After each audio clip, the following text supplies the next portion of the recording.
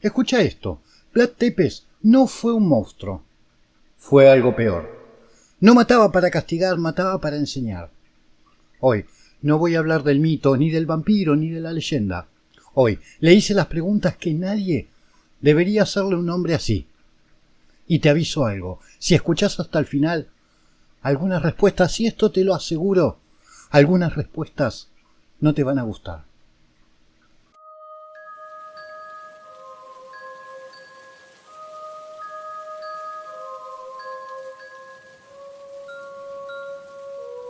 Bienvenidos, esto es Relatos de Punta Lara.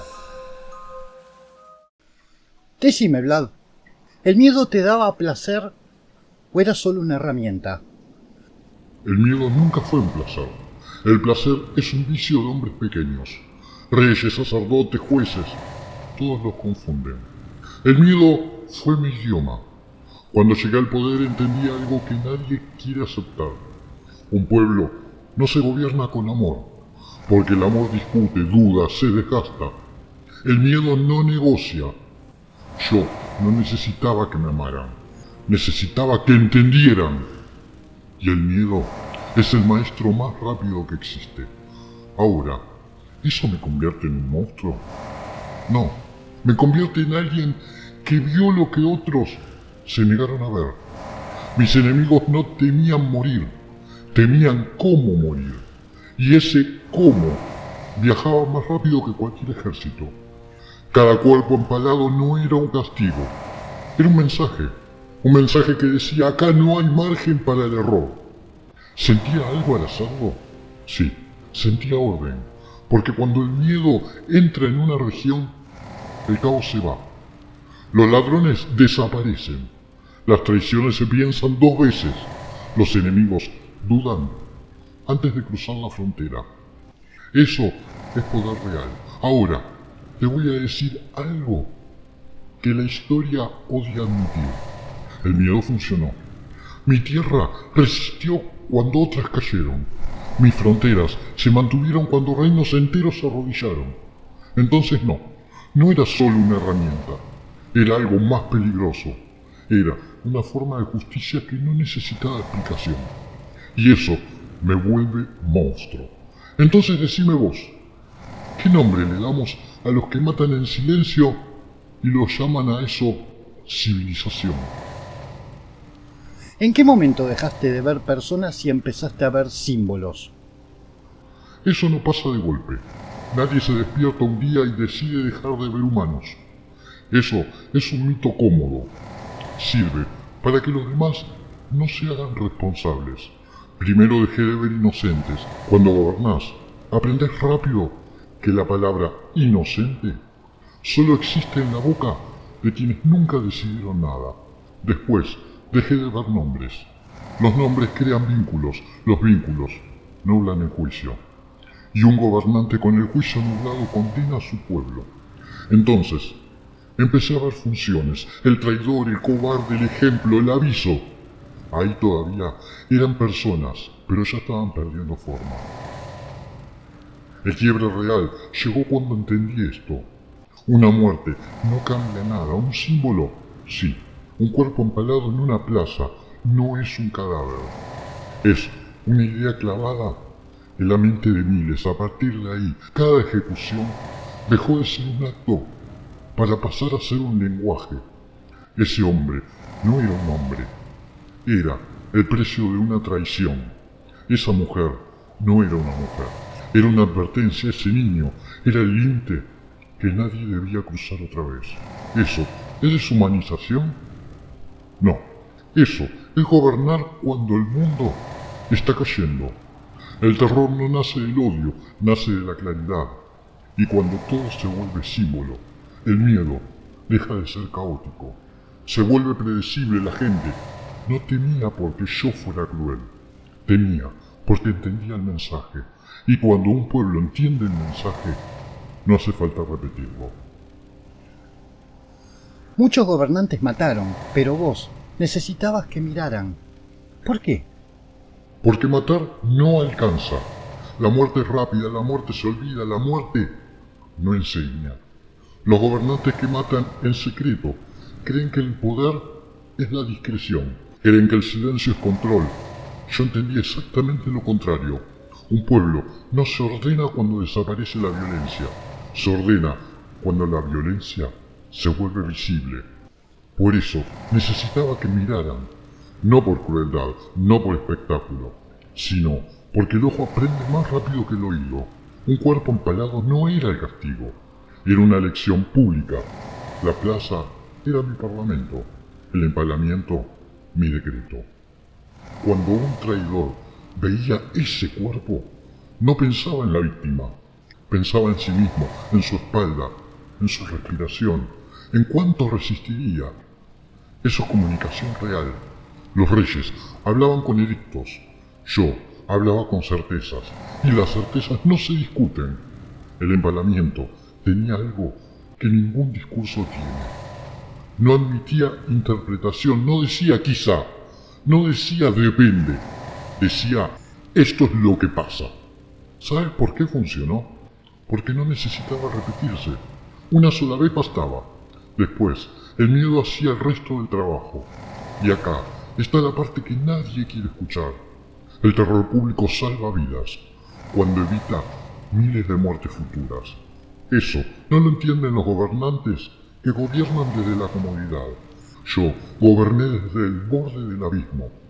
Así que sí, yo necesitaba que miraran, porque un pueblo que mira recuerda, y un pueblo que recuerda obedece. Cuando empalabas a un enemigo, ¿había odio, justicia o una forma de fe? El odio es ruido, el odio tiembla, se desborda, se equivoca, y yo no podía darme ese lujo. Tampoco era justicia, al menos no esa justicia blanda que necesita testigos y perdón. Lo que había era convicción. Yo crecí entre rezos y sangre, entre cruces y traiciones. Aprendí temprano que Dios no siempre es el que salva, pero observa. Y cuando entendés eso, dejas de preguntarte si algo está bien o está mal. Empezás a preguntarte si es necesario. Cada empalamiento era un acto consciente, no un arrebato, no una descarga emocional. Era un ritual de orden. Fe. Sí, pero no la fe cómoda de los templos. No la fe que se arrodilla y espera. La fe del que cree que fue puesto en ese lugar para hacer lo que otros no se animan. Yo no empalaba por placer. Empalaba porque alguien tenía que cargar con el pecado, para que el resto durmiera tranquilo. Eso también es fe. Creer que vas a ser recordado como un monstruo, para que tu tierra sobreviva. Creer en Dios entiende la diferencia entre crueldad y sacrificio. Muchos rezan antes de matar. Yo rezaba después, porque sabía que cada cuerpo me alejaba un paso más de la salvación. Pero también sabía algo más. Alguien tenía que hacerlo. Y no todos los hombres soportan mirar al cielo, sabiendo que nunca van a ser perdonados. Hasta acá, Vlad explica sus actos. A partir de ahora empieza a hablar de sí mismo. ¿Cuál fue la peor decisión que tomaste y aún así volverías a repetir? Confiar, no en mis enemigos. Eso habría sido ingenuo. Confiar en los míos. Hubo un momento en el que pensé que el miedo ya había hecho su trabajo, que el mensaje había sido entretenido, que podía aflojar la mano, solo un poco. Fue un error. Porque el poder no se mantiene con memoria, se mantiene con presencia. Cuando bajé la guardia volvieron las traiciones, los pactos en la sombra, las sonrisas falsas, los cuchillos lentos. Entonces, tomé la decisión que más me condenó y que más vidas salvó. No perdonar. Ordené castigos que sabían a exceso, a crueldad innecesaria, a escarmiento desmedido. Y claro, funcionaron. Ese fue el punto de no retorno, porque después de eso entendí algo terrible. El perdón tranquiliza conciencias, pero desarma reinos. Me arrepiento, no, porque cada vez que dudé, mi pueblo sangró, y cada vez que fui implacable, sobrevivió. La historia ama hablar de errores, Yo hablo de resultados. Volvería a resistirlo todo sabiendo exactamente cómo iba a terminar. Porque gobernar no es elegir el bien, es elegir qué culpa estás dispuesto a pagar, y yo cargué con todas. Pero incluso los hombres más duros alguna vez enfrentan algo peor que el enemigo. ¿Alguna vez dudaste? ¿O la duda es un lujo para los débiles? La duda existe, sí, pero no como la imaginas. La duda no es llorar antes de dormir, no es temblar, no es pedir un consejo. La duda aparece cuando entendí demasiado, y yo dudé. Pero no sobre lo que hacía, dudé sobre cuánto tiempo podía sostenerlo. Porque la duda no debilita al gobernante, lo desgasta. Cada decisión correcta pesa más que 100 errores. Porque sabes que no hay vuelta atrás, que no hay absolución, que nadie va a aplaudirte por lo que evitaste. ¿Sabes cuándo dudé por primera vez? Cuando vi a un niño mirar un empalamiento sin horror, con comprensión. Ahí entendí que el orden que estaba creando también estaba formando algo nuevo, algo maduro, algo más frío. Dudé, no de mi método, sino del mundo que iba a quedar después. Pero la duda no es un veneno lento. Si la escuchas demasiado, te paraliza. Y un rey paralizado es una invitación al desastre. Así que aprendí a hacer algo peor que no dudar. Aprendí a seguir adelante aún con la duda dentro. Eso no es debilidad. Eso es cargar con el peso completo sin soltarlo jamás. Los débiles dudan para escapar. Yo dudé y aún así avancé. Porque alguien tenía que hacerlo. Pero hay algo que la historia nunca le perdonó hablar. Decime algo que la historia te robó, algo que nunca quiso contar sobre vos. Me robaron el contexto. Eso fue lo primero. Y cuando robas el contexto, todo lo demás se vuelve monstruoso. La historia no quiso contar que goberné una tierra rodeada de traidores, que mis aliados vendían información por algunas monedas, que mis enemigos no venían con banderas, venían con sonrisas. No quiso contar que mientras me llamaban cruel, otros reinos pagaban tributo en silencio para que yo hiciera el trabajo sucio. Me robaron también algo más peligroso, la comparación. Nunca pusieron mis actos al lado de los suyos.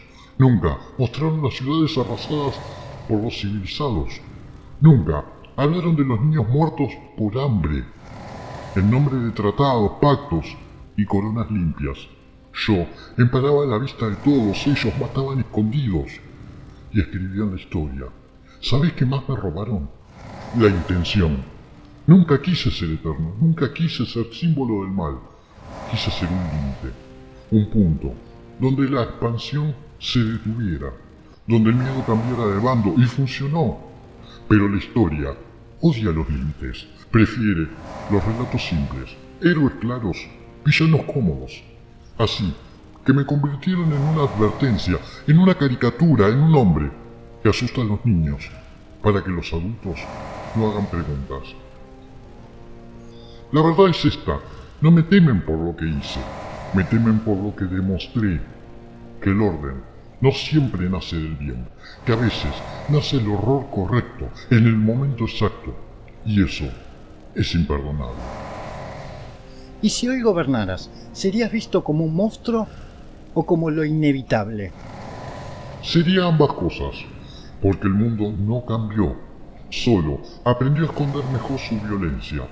Hoy matan por decisiones, con números, con decretos que no manchan las manos, y después llaman a eso progreso.